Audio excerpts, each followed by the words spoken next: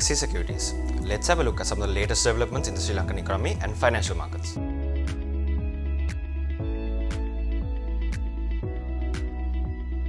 Sri Lanka has reached an agreement with the Export-Import Bank of China to cover approximately $4.2 billion of its outstanding debt, providing much-needed relief to the country amid its severe financial crisis. This agreement will aid Sri Lanka in progressing through the first review of its IMF program and securing the release of around $334 million in the second IMF tranche, marking a crucial milestone in the nation's ongoing economic recovery efforts.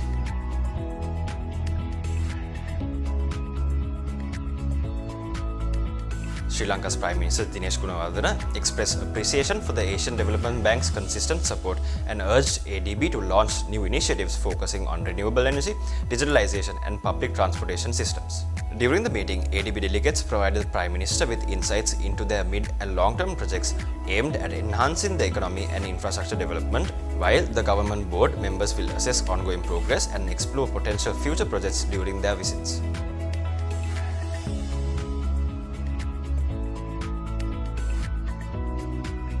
One World Duty Free, a Singapore-born travel retailer, plans to open its store in the Colombo port city by the end of 2023 with the goal of boosting local employment and enhancing the travel retail sector. ODF sees a CPC development strategically positioned amid international hotels and casinos as a promising hub for tourists, expatriates and locals aiming to transform business and lifestyles in Sri Lanka and position Port City Colombo as a premier duty-free retail destination comparable to iconic hubs like Singapore and Dubai.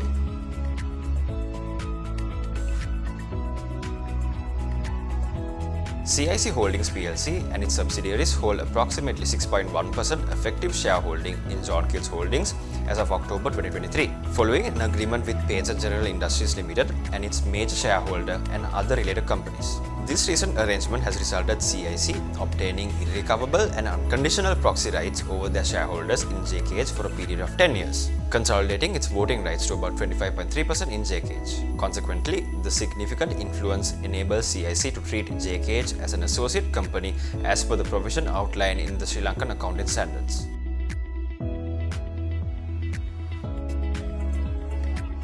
Fitch Rating has upgraded CEB's national long-term rating and senior unsecured debentures to BB+ with a stable outlook, in line with the recent upgrade of the Sri Lankan sovereign long-term local currency issued default rating to CCC- from restricted default. CEB's ratings are on par with the Sri Lankan sovereign, reflecting a very strong likelihood of state support based on their government-related entities' rating criteria assessment, and Ceylon Electricity Board holds a dominant role in Sri Lanka's power generation sector.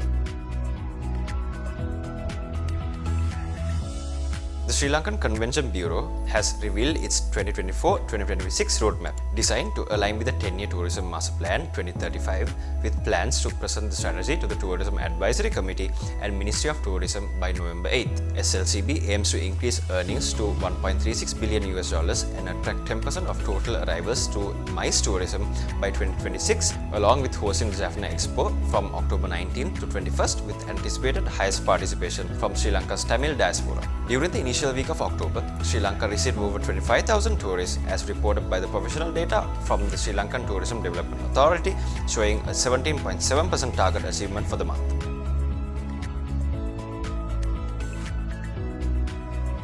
With the recent Treasury bill auction, the 3 months Treasury bill rate decreased by 58 basis points, the 6 months T-bill rate decreased by 13 basis points, and the 1-year T-bill rate decreased by 6 basis points.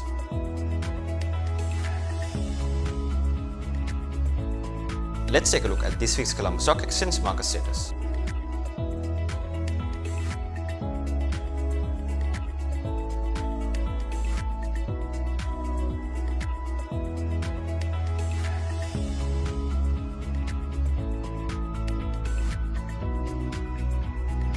Thank you for watching, and we'll be back next week.